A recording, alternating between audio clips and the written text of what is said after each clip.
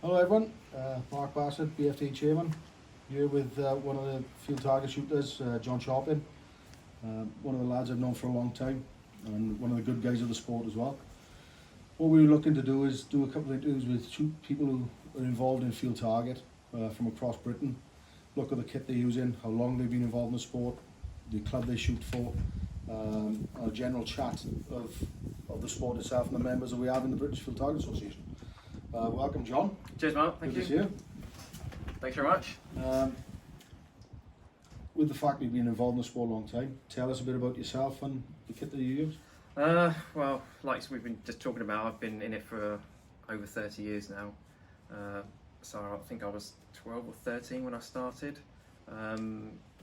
Chapter and verse, basically I wanted an air gun, had a go with a friend's gap gun, and my mum was like, "You're not having that."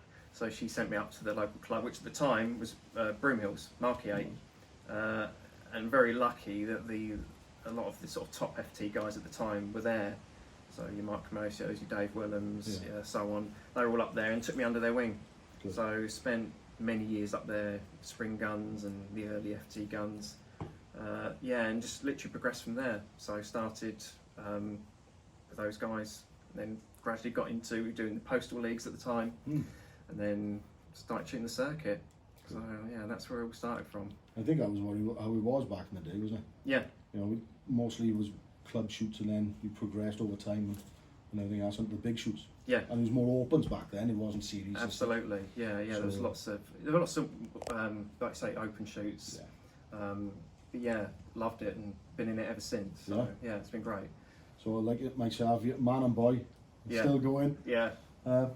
Any achievements? Any big achievements? I know there's obviously one big one recently, but yeah. Well, we're at the showdown here today. I've actually won that twice before. I've won a couple of GPs. Yeah. I've got to think about it now.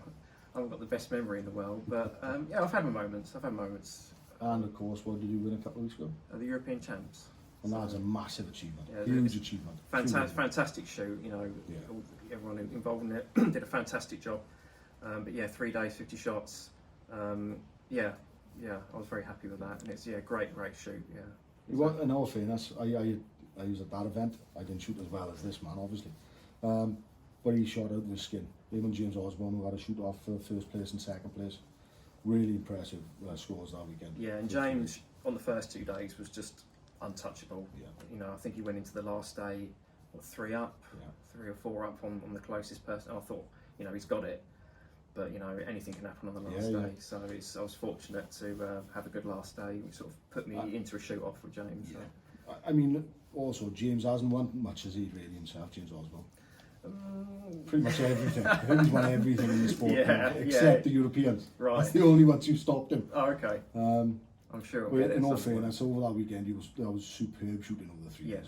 Yeah. Next thing we look at is kit. Yeah. If that's right. Yeah. So this is what I currently use at the minute. So yeah, this is EV2 Mark IV.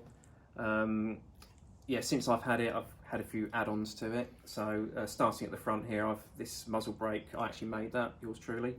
And then moving down here, I've got basically this is just a weight. It's just a bit of weight because I prefer a bit of weight on the nose. I don't like they're a bit light up the front, I find.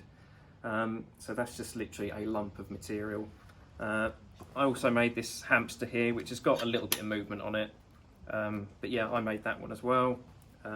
Literally, I found the other one just a little bit short because I got long legs.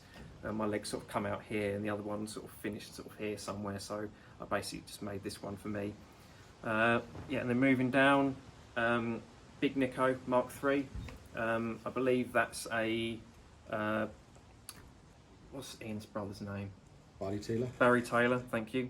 That's one of his side wheels, just a stock clock, AJB top turret, just a scope enhancer. And then a Warren Edwards hook on the back. So, and I better not forget saying one of Dave Willems' regulators in there as well. Of course it's Dave's. Of course it's Dave's, yeah. So trusted, I've always used one of Dave's regs, so yeah, that's in there.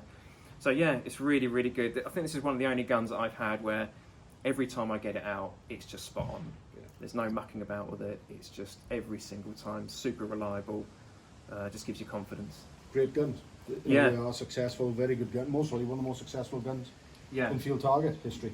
Yeah. You know what I mean? So, great guns. And I think what I like about this one as well is that everything's adjustable on it. My previous FT rig, which I was using a 100 series, it wasn't adjustable, so the cheek piece, I was sort of crouching a little bit into it, but this just fits me now. So yeah, it's been really, really good, really pleased with it. So if I have a bad day, it's me, Yeah. not the gun. So yeah, really, really happy with this one. And to be honest with you, it looks, apart from the couple of little modifications you've made, standard. It is. You know, it looks standard, all right, well and regulator and everything else. But I mean, the Mark IV regulator on the standard guns was a good regulator. It was, yeah. I mean, I literally got Dave to do it because, It's Dave. yeah, basically. So it was working fine, but I thought, no, I'd rather just have one of those ones in it. But yeah, the standard ones work just fine. But yeah, really happy with this. But I might be trying something else soon. Oh, I wouldn't like to know what it is. Is it something you might have won? Possibly, yeah. I think, yeah, it's an XTI, so I'm going to try that. I don't blame him. It looks thing great. Is, you shot well with air arms for as long as I've known you. You shot the TM100 all those years. Now you've gone on to this. So obviously air arms works for you. Yeah. You know, a lot of people have their own personal choice of rifles they like and buy what suits you. Absolutely, You know, yeah. A lot of people think you got to buy the new brand new gun. You got to buy this. You got to buy that. It's not the case, is it? I mean, No. you competed top end for years and years with the TM100. Yeah. And how old was that gun? Yeah, and especially if you're getting into it, I would absolutely don't say go and spend loads of money. Definitely. You don't need to. You can't buy results. I would actually say you're better off getting something a little bit cheaper, something like your 400s, even a Springer. Yeah. Learn the ropes, get good at it, Definitely. and then you can start. You know, you don't learn to drive in a Ferrari. No. Well, most people don't. So you then learn something a little bit cheaper. Don't have to lose loads of money, and if you can always sell it back on again, Yeah. and then you can progress up to something a bit more. And that's fancy. where this is one of the big things for me. I think that's where clubs are a massive help. Yeah. You've got a lot of knowledge in each club, Mm. and you often find those clubs, the boys or girls in those clubs, are massively helpful. Yeah. And the amount of advice you can get is huge. Yeah. And like from my point of view, I shoot at Nelson in South Wales. What club are you at now, John? Springfield. In South East England. Yep. So the total opposites of the country, really, you know, and everything else. But I can imagine you can turn up at Springfield, shoot with boys like Dan Ely and lads like that. Yeah. They learn off you, you learn off them. Yeah. I'm lucky I got Dorian Faulkner in my club and all that, and we got a lot of boys that are really good lads and you get a massive amount of knowledge off. Yeah. And we help each other. You That's know, it. For years and years, me and Dawes shot together for 30 odd years. And Dawes, I'll help him with his kneeling standing problems, he'll help me out, and we just do it back and forth. And that's where I think local clubs are huge. Yeah. And with the BFTA, it's all made up from the clubs, all the members Yeah. make the BFTA. And it's just a great thing to have. Yeah. And go to, I mean, we travel, obviously Yeah. we come from South East England all the way up to Wakefield. I come from South Wales. So it's good to catch up with yourself and other people and, Yeah. and spend a bit of time with it. Yeah. You know, and we haven't done so well today, have we? No, You we know what I got- mean? No, we didn't. But, you know. I thought I led James through. After what happened to you with beating him with the Europeans, I thought I'd let him through. But in all fairness, Yeah. these events I think are huge, they're brilliant, great fun. Yeah. If you don't shoot well, you'd still have a good time. And that's what it's all about. I think the organisation on the BFTA shoots is just exceptional. Yeah. You know, I remember a day when we did used to have problems, organisational problems, and you just don't hear of it now. Yeah. You know, they are run to a T. Really, really effective. I mean, we're at Henley Moor, and I'd say it's one of the best grounds you can shoot at in Britain. Mm. It is a beautiful ground, and the club itself, the members, Trev Ryan and all the boys are absolutely brilliant. They're happy to put competitions on. Sometimes too often, they say that themselves, but we still want the competitions to go ahead, so we've got to have those grounds and everything else. Yeah. But I mean, like Sean Shaw's the secretary, and fair play to Sean. He's superb for the role, he's Yeah. superb for the BFTA, and he always has been. And let's hope he stays doing that for many years. You know he's retired now, and I think he wants to retire properly. Oh, really? We ain't allowing it. I've said he's not retired for a long time. No, But definitely not. it's things like, you know, the volunteer like Sean and people like that, Trev Ryan and the club and other clubs that make up the competitions in the BFTA calendar. Yeah. That make it a phenomenal season every year. Yeah. The season goes too quick. I know Becky most probably disagree with me because I'm away shooting a lot. But the season goes so quick before you know it, the year's done. Yeah. I mean, we literally got the British Open now. Yeah. And that's the British BFTA series, competition year done. Yeah, and then we get into the Winter League, and you know, it's more sort of club orientated, which would be good. And the good thing now, a lot of regions didn't have summer leagues. You look at it now, WAFTA have always had a summer league and a winter league in Wales. We've always had it. Sefton now got a summer league. Yeah. Midlands got a summer league. A lot of regions now got a summer league. So it's not, you don't have to travel for the competitions. You can actually drive within an hour or two of home and shoot big competitions against good shooters.